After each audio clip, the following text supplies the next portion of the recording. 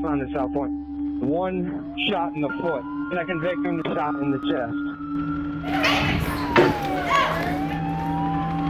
3 people shot inside the streets of South Point today. A 10-year-old child among them hit by a ricocheting People bullet. running through the mall, trampling through the mall, like kids separated from their parents. Shootings in this city have got to stop. Having 6 young people shot at one time in one incident. This is sickening. It's disgusting. Next thing you know, all I heard was pow, pow, pow, pow, pow. It's normal Durham danger. 3 people shot. One victim was pronounced dead. At least 10 people were shot in just the last 3 days, averaging about 2 shootings every single day. Heard the shooting and saw a body on the ground. Same old over again. You talk to residents and shooting after shooting. A 21-year-old man shot to death on South Street. In Durham, every time you turn on the news, somebody shot and murdered. One shot. 10-1 shot. Gun violence has become normal in Durham, North Carolina, and people are fed up. It's horrible, and I blame the government, I blame Durham finest, I blame it all because y'all letting the gangs and different ones take over the streets. It's about Durham. It's about saving these kids, getting these people off the streets, stopping this gun violence, because it's possible. Durham's a great place, but Durham's a violent place. People are targets, shopping at the mall, riding on the school bus. As a father, it's scary. Dying on their way to get snow cones. And that's where they were heading, to go get snow cones, and never made it. Never made it.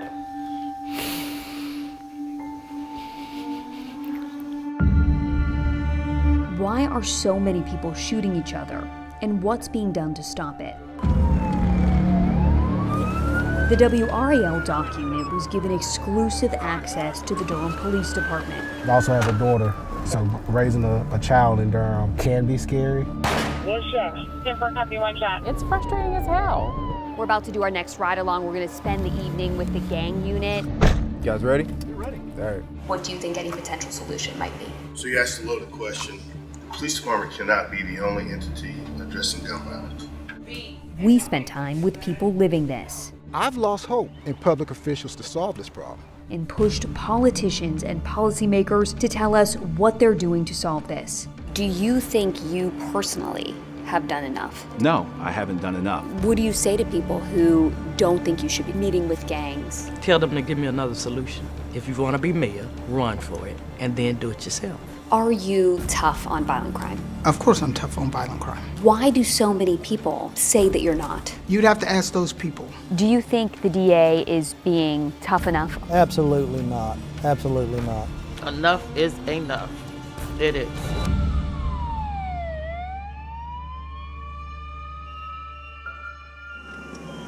All right. This is Durham Police Chief Patrice Andrews. 2321. So we are starting patrol shift. It's not normal to see a police chief in a department or city of this size on patrol, but these are not normal times in the Bull City. Gun violence and homicides are at an all-time high, while police say staffing is at its lowest. 50 people were killed in Durham last year, the highest number since 1995. There have been more than 1,100 shootings over the last year and a half. That's an average of 2 shootings every single day in Durham. The Durham Police Department has 111 open spots out of 537 officer positions. That's a 20% vacancy rate. Andrews, who became chief in November of 2021, is on patrol to help staffing and morale. If officers don't feel like that they matter or they're a part of something or they're seen, they will leave. 40 minutes into our ride-along on a Monday afternoon. 1 shot. 10-1 shot. There was a shooting at a gas station in Durham. What did it say? It said, is one person shot? Yeah. Not sure how bad or where right now. Single shooter went toward the wood line over here. When we arrived on scene, Chief Andrews asked us to stay in the car for safety reasons. Confirming team secure. The chief and the officer who we were with just jumped out, and then a fire truck came in, so it's kind of blocking our view. But we can see the chief interviewing people right now, trying to figure out what happened. I have a witness telling me that one of the males dashed something at one of these houses. Surveillance video shows a group arguing outside. A man pulls out a gun and shoots a teenager. but I hear bum, bum, bum, bum, like 8 to 10 shots that he shot to that kid. The shocked teenager runs inside for help.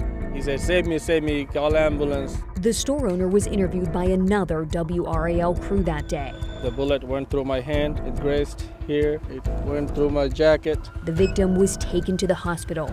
He survived. They need to do more for the gun violence, gun control. These young kids should not have that big gun. Wow.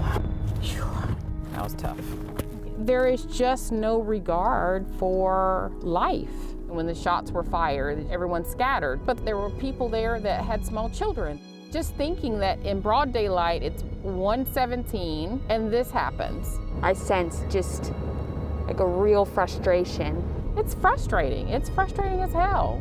We asked a lot of people why gun violence is so bad in Durham. Most city leaders said the people turning to guns have been left behind by society.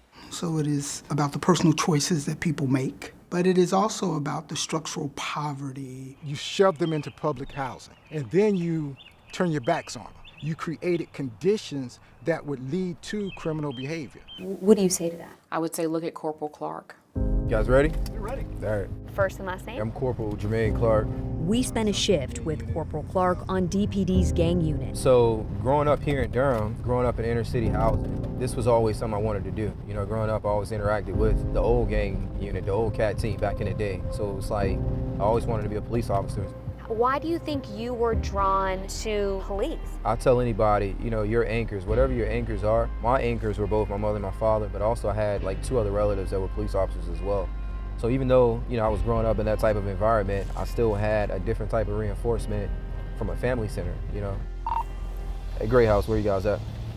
DPD staffing shortages have impacted the gang unit too. The 15-member squad is down 6 people. 10-4-3-21-3-3. There is a tremendous amount of gang activity that takes place in this city. Why is that?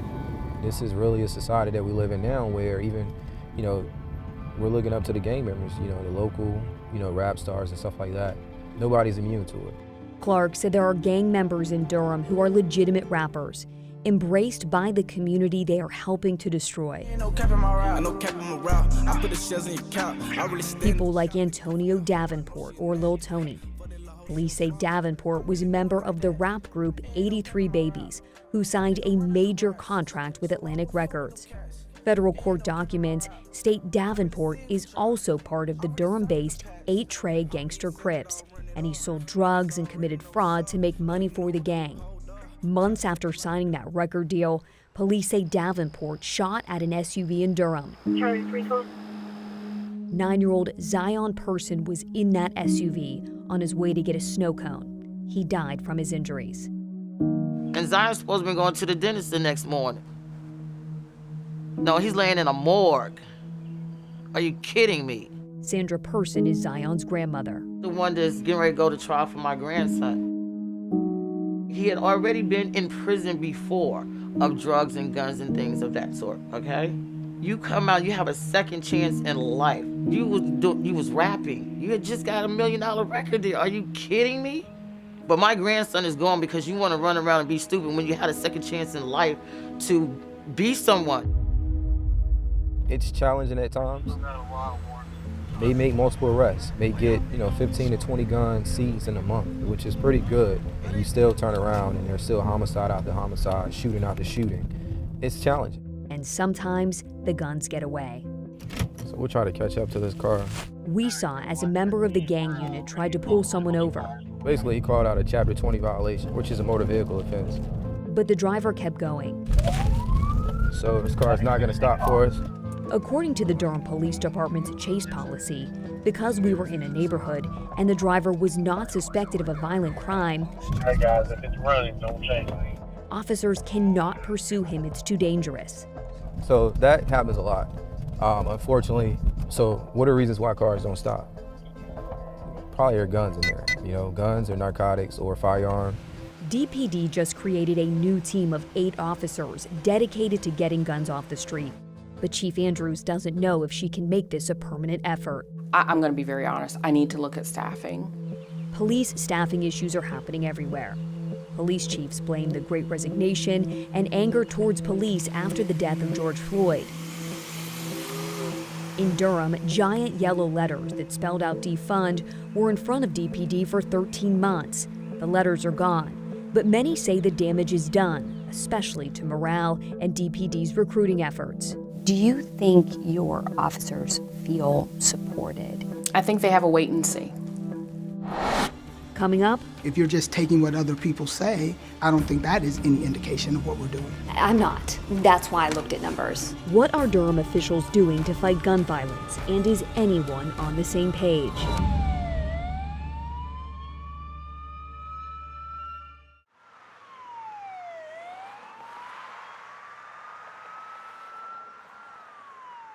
This was a child, 9 years old, an innocent child. Zion Person should have turned 12 this year.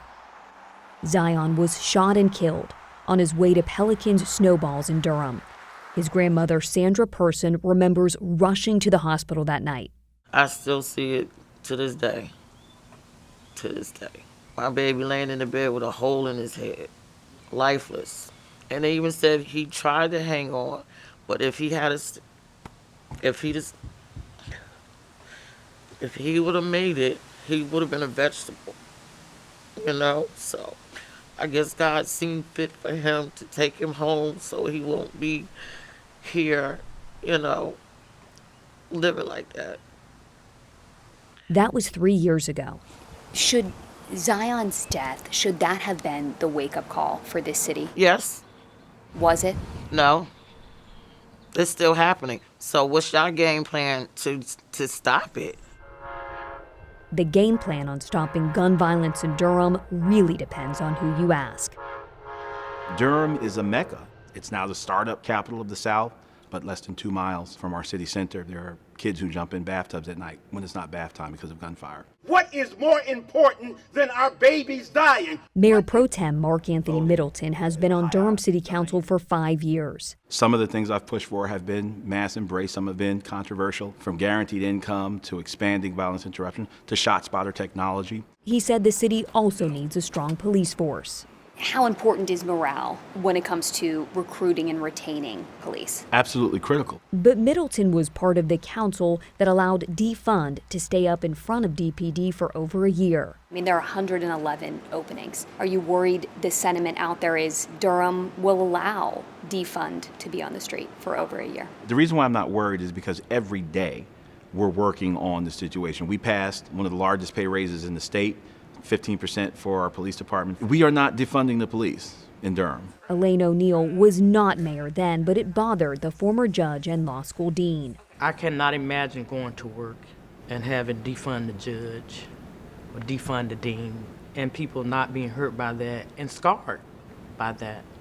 So that's all I'll say about that. It's to be in this space tonight. O'Neill has been mayor of Durham for 6 months. We can do this. She promised to make gun violence a top priority if elected. I do believe that because of my unique position as a judge and seeing it from that side, I can bring some insight to what I believe is an invisible world to a lot of people.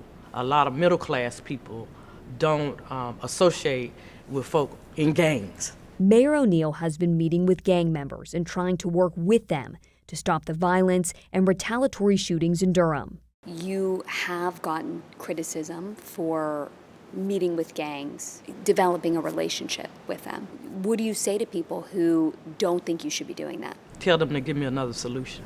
That's why they call it an election. If you want to be mayor, run for it and then do it yourself. Otherwise, Elaine is going to do what my experience and expertise has taught me that I can do in my capacity as mayor. They know what's going on in the streets. Ashley Kennedy is the president of McDougal Terrace Resident Council, or the MAC, a housing project in Durham. If you can work with them to try to stop the next thing from happening, I think that's a good thing to me.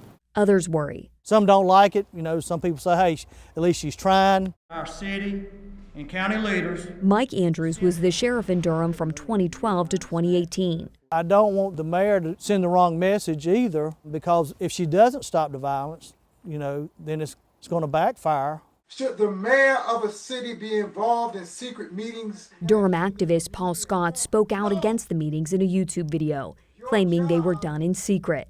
But no, I have no problem for talking to anybody in the community. But I think that there needs to be transparency.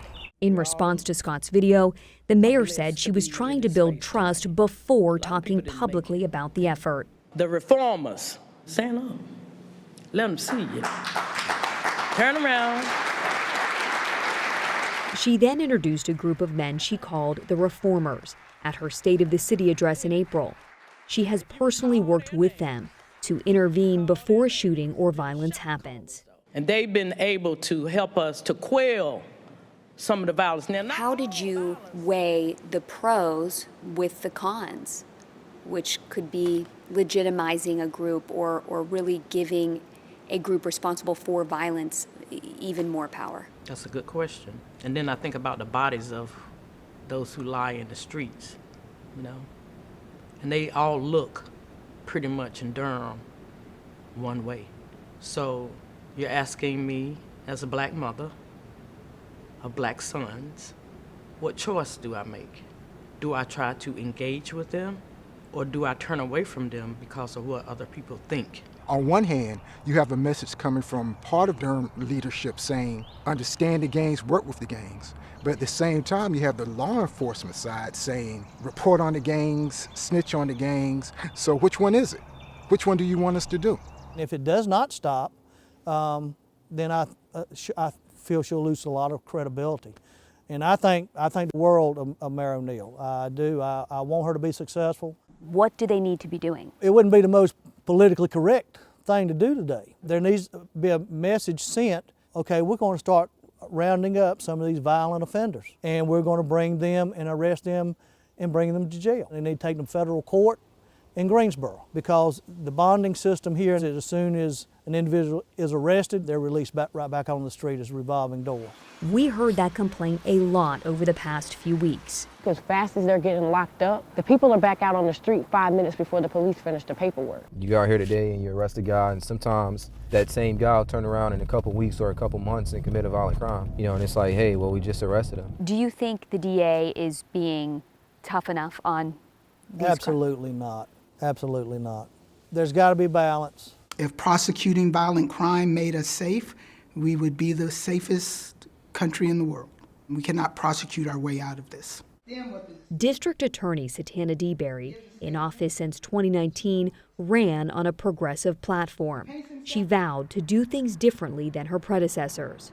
The low-level things, the things that we think have led to mass incarceration in the United States, right? The thing that destabilizes communities, the over-prosecution of black and brown people, the things that really we think got us where we are now, we put more thought into diverting those things from court. DeBerry has stopped seeking cash bail in most cases and wiped the records for hundreds of juveniles charged as adults. She said being focused on reform doesn't mean she's not interested in justice. What I've said is that I believe we can have reform and public safety. And so, yes, I think that is what's happening in Durham now. Are you tough on violent crime? Of course I'm tough on violent crime. Do you believe your record reflects that? Absolutely. Although her record is tough to gauge, we looked at all Superior Court felony convictions in Durham for the past 5 years. This is public data available through the Administrative Office of the Courts, or AOC. These are people convicted as charged. Plea deals are not included in these numbers because we wanted to focus on only those who pay the full price of the crime they're accused of committing. The data shows the felony conviction rate in Durham in 2016 was 51%, close to the state average at the time of 48%. Under DeBerry, the conviction rate fell to 33%. That's 15% behind the state average. I asked DeBerry about the data we pulled. So I looked at numbers ahead of this interview. Mm-hmm. You had a felony conviction rate last year of 33%. Why? Why is that number so low? I don't know what those numbers mean. I haven't. Where did you get those from? From the AOC. From the AOC. Yeah. Yeah. You know, you should go to Sarah for some numbers that actually reflect what we do every day, day to day, because the AOC numbers are notoriously bad about predicting what we do. So what are your numbers? What is your felony conviction rate? I don't know. You'd have to. Right now, we'd have to get those from our data folks. But we don't prioritize conviction rates. What we prioritize is working on the most serious and violent crime. However, the court data doesn't show that either. Since taking office, Durham's conviction rate for first-degree murder charges is 24%. Compare that to 67% in Wake County and 45% statewide. Crime class, prior record level. Sarah Willits, DeBerry's press person, told us after the interview, looking only at felony conviction rates and not plea deals or deferrals represents a small number of cases. Bottom line, DeBerry said conviction rates are not their top concern. We don't lean on really what we think are outdated modes of determining how well prosecution works. But do you have a method, is what I'm asking. If this is outdated, then what do you use? You have to have a system. We do have numbers that we collect, but we also are looking at individual cases and the outcomes of those individual cases and whether or not those individual cases provide accountability in that particular case. Okay. I guess what I'm getting at is we've interviewed a lot of people for this documentary, and it comes as no surprise to you. You hear it all the time. I've read interviews you've done. People say you are not tough on violent crime. They say it all the time. So other than saying, yes, I am, how are you proving that to the community? Well, I think we're proving it to the community by our outcomes in these individual cases. I don't think that there's any indication that we haven't done a good job. DeBerry, who won the May primary with 80% of the vote and is running unopposed in November, said what's happening in Durham is not unique. Violent crime is up nationwide. And so this idea that Durham is exceptionally violent is simply not true. We're talking about Durham, where my grandson was shot and killed 3 years ago almost. They need to figure out a way of getting the community back. Coming up, where do we go from here?